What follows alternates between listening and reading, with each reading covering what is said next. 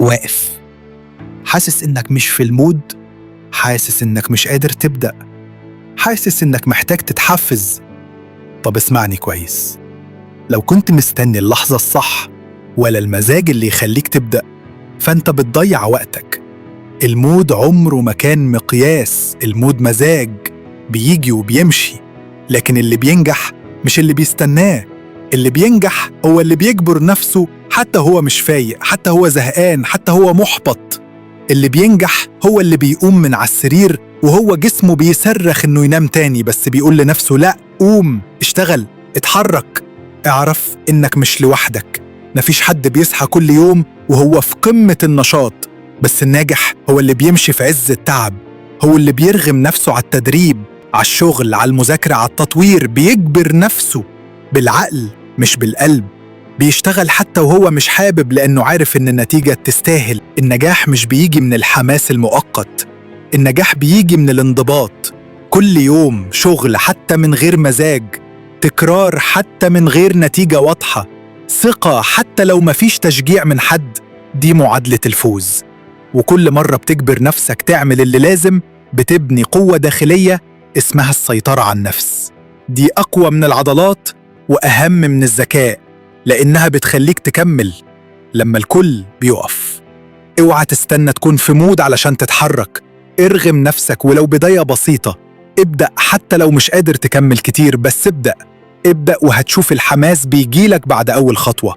ابدأ وهتحس بالإنجاز وهو بيجري وراك. ابدأ وهتلاقي نفسك بتنسى إنك كنت مش فايق. اللي بيشتغل كل يوم حتى في أسوأ حالاته هو اللي في يوم هيوصل لأحسن نتيجة. جرب تمشي على المبدأ ده وأسبوع بس وقول النتيجة. اجبر نفسك النهاردة وارتاح بكرة.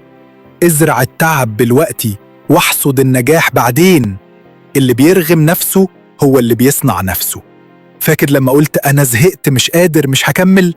أهو ده بالظبط اللحظة اللي كان المفروض تكمل فيها، لأن الفرق بين الناجح وغير الناجح بيتخلق في اللحظة دي، اللحظة اللي نفسك بتقولك فيها كفاية وعقلك يرد يقول لسه كمل. لو عايز توصل يبقى لازم تعيش بفكرة واحدة: مش هستنى المود، أنا اللي هخلق المود بإيدي.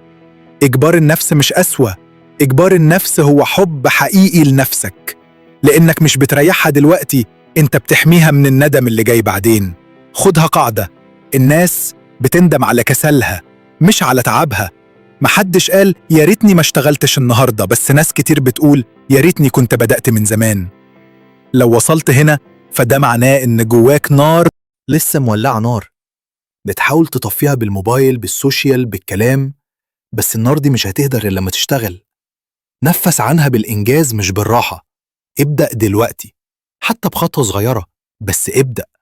ابدأ علشان تبني عادة، ابدأ علشان تحب نفسك بجد، ابدأ علشان تفرح بنتيجتك بعد شهور. ولو الكلام ده لمسك، لو حسيت إنك اتشجعت أو حسيت إنه كان ليك، ما تنساش تعمل لايك للفيديو وسبسكرايب للقناة علشان نكمل الرحلة دي سوا. رحلة الانضباط مش